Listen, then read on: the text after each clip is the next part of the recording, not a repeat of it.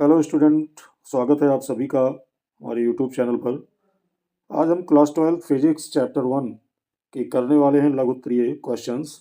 और चैप्टर 1 जैसा कि आप जानते हैं वैद्युत आवेश तथा क्षेत्र है, इलेक्ट्रिक चार्जेज एंड फील्ड्स। और उन्हीं क्वेश्चंस को हम करने वाले हैं जो लगातार पूछे जाते हैं या पूछे जाने की संभावना है। तो वीडियो आपको अंत तक अवश्य देखना चाहिए। और उससे पहले आपसे अवश्य कहेंगे, यदि पहली बार इस चैनल पर विजिट कर रहे हैं और आगे भी चाहते हैं कि इस चैनल के माध्यम से अन्य चैप्टर्स के भी लगातार वीडियोज आपको मिलते रहें, तो चैनल को सब्सक्राइब अवश्य कर लें ताकि मेरे वीडियो के नोटिफिकेशन आप तक बिना रुकावट पहुंचते रहें। तो पहला क्वेश्चन आपके सामने है और क्वेश्चन है कूलाम का वैद्युत बल संबंधी नियम लिखिए। तो इम्पोर्टेंट क्वेश्चन है। तो कूलाम का नियम क्या है? तो आपको बता दें कि इसमें दो बिंदु आवेश कुछ दूरी पर रखे होते हैं, और ये आवेश अगर हम मान लें Q1 और Q2 हैं और जिनके बीच की दूरी R है, तो इनके बीच या तो आकर्षण बल लगेगा या तो प्रतिकर्षण बल लगेगा। आपको बता दें कि समान आवेशों के बीच प्रतिकर्षण बल लगता है और विपरीत आवेशों के बीच आकर्षण बल लगता है। तो कूलाम का नियम ये कहता है कि दो स्थिर बिंदु आवेशों के बीच कार्यरत वैद्युत बल आवेशों Q1 व Q2 के गुणनफल के अनुक्रमानुपाती तथा उनके बीच दूरी स्मॉल r के वर्ग के व्युत्क्रमानुपाती है। और ये बल अगर F है तो F इक्वल टू होता है K Q1 Q2 upon R square, जहाँ K एक नियतांक है और प्रयोगों द्वारा इसका मान 1/4πε0 ये निकाला गया है, और जिसका आंकिक मान होता है 9 × 10⁹ न्यूटन मीटर स्क्वायर प्रति कूलम स्क्वायर, और इसको समानुपाती नियतांक भी कहते हैं। तो के की वैल्यू अगर हम रख देते हैं तो F बराबर हो जाएगा 9 × 10⁹ Q1 Q2 upon R square, और यही कूलम का नियम है। और अगला प्रश्न अगर हम देखें तो अगला प्रश्न है दो नियत विभव तक आवेशित समान गोलों को वायु में r दूरी पर रखने पर उनके बीच जो बल है वो F लगता है। उक्त गोलों के बीच लगने वाले बल की गणना कीजिए यदि उन्हें K परावैद्युतांक वाले माध्यम में R दूरी पर रखा जाए। और ये क्वेश्चन पूछा गया है 2019 में। तो हम जानते हैं कि जो कूलाम का नियम है F बराबर 1/4πε0 Q1 Q2 upon R square, और K परावैद्युतांक वाले माध्यम में अगर हम बल निकालते हैं तो मान लिया ये बल है F डैश, और F डैश बराबर हो जाएगा 1/4πε0 K, क्योंकि परावैद्युतांक वाले माध्यम में निकालेंगे तो परावैद्युतांक माध्यम का यहाँ लिखना होगा K Q1 Q2 upon R square, और इसको समीकरण 2 मान लेंगे। तो यहाँ पर आपने देखा कि वायु में बल उसको समीकरण 1 मानेंगे, और परावैद्युतांक वाले माध्यम में बल F डैश है तो उसको समीकरण 2 मान लेंगे, और फिर समीकरण 2 को समीकरण 1 से भाग कर देंगे। तो जो माध्यम में बल है F डैश का मान वो आएगा F डैश बराबर F अपान K। तो उम्मीद है समझ गए होंगे, और ये क्वेश्चन पूछा गया है तो इसको तैयारी इसकी अवश्य कर लें।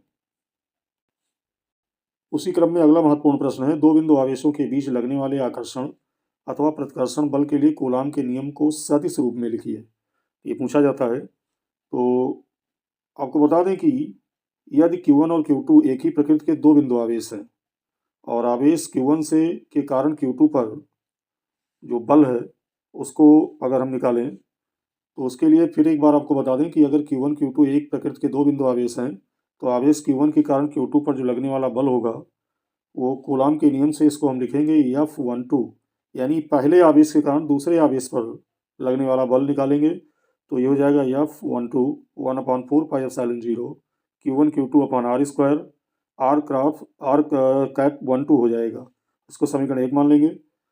और जैसा कि मैंने बताया जहाँ जो R कैप 12 है वो Q1 से Q2 की ओर इंगित करने वाला एकांक सदिश है।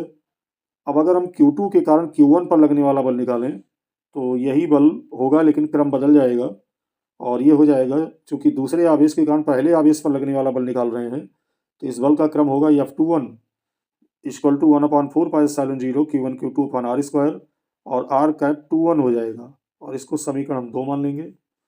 और फिर समीकरण 1 और 2 की बात करें तो कूलाम के नियम को सदिश रूप में ये दोनों व्यक्त करते हैं, यानी पहले समीकरण में पहले आवेश के कारण दूसरे आवेश पर लगने वाला बल निकाला गया, और दूसरे समीकरण में दूसरे आवेश के कारण पहले आवेश पर लगने वाला बल निकाला गया, जबकि फार्मूला वही है 1/4πε0 Q1 Q2 upon R square.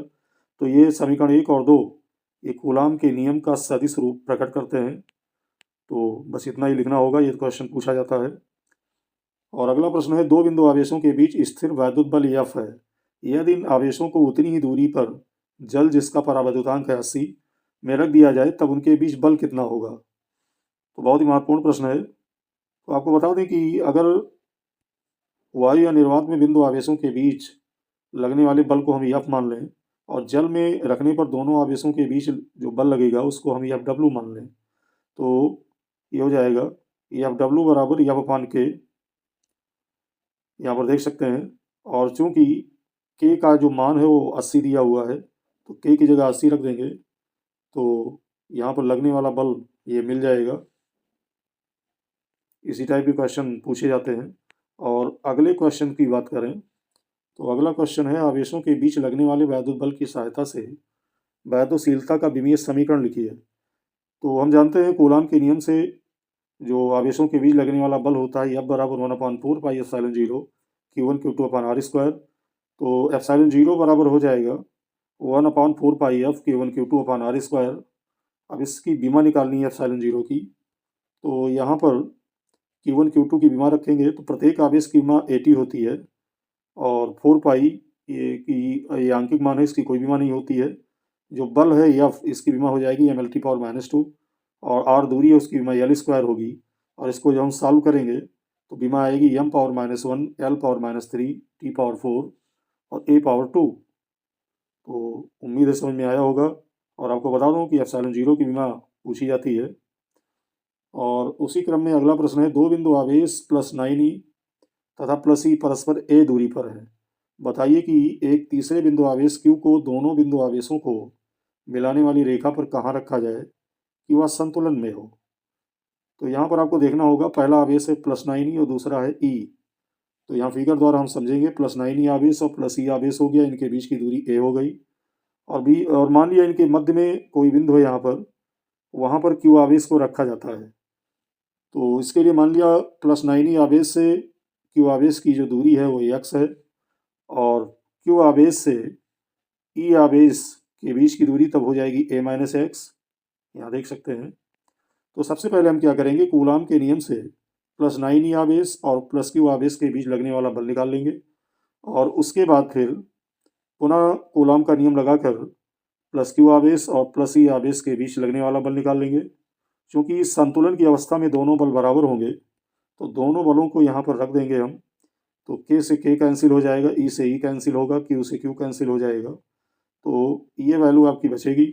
और फिर दोनों पक्षों का अगर हम वर्गमूल लेंगे तो उसके लिए हम इसको लिख सकते हैं 9/x² इक्वल टू 1/a-x² और a-x का होल स्क्वायर को हम इस तरह लिख सकते हैं 3/x का whole square equal to 1/a-x का होल स्क्वायर।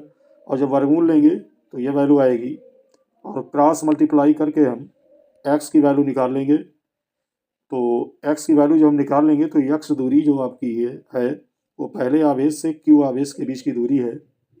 तो यहाँ पर हम लिखेंगे कि अतः +9e आवेश से 3a/4 मीटर की दूरी पर तीसरे बिंदु आवेश Q को रखा जाएगा जिससे संतुलन की स्थिति होगी। तो उम्मीद करते हैं समझ में आ गया होगा।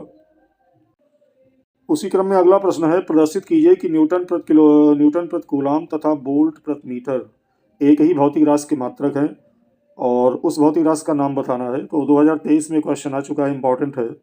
तो हम जानते हैं वैद्युत क्षेत्र का मात्रक होता है न्यूटन प्रति कूलाम, देख सकते हैं यहाँ पर। और न्यूटन प्रति कूलाम होता है जिसको हम न्यूटन/कूलाम लिख सकते हैं और ऊपर मीटर से और नीचे मीटर से गुणा कर देंगे। तो ऊपर का जो न्यूटन मीटर है वो कार्य का भी मात्रक होता है। तो कार्य का मात्रक न्यूटन मीटर के अतिरिक्त जूल भी होता है। तो न्यूटन मीटर के स्थान पर यहाँ हम जूल रख देंगे और नीचे कूलाम मीटर ही रहेगा। और आपको बता दें कि ऊपर जूल है और नीचे कूलाम है, तो जूल प्रति कूलाम को हम वोल्ट कहते हैं। तो ये मात्रक फाइनली आया वोल्ट प्रति मीटर।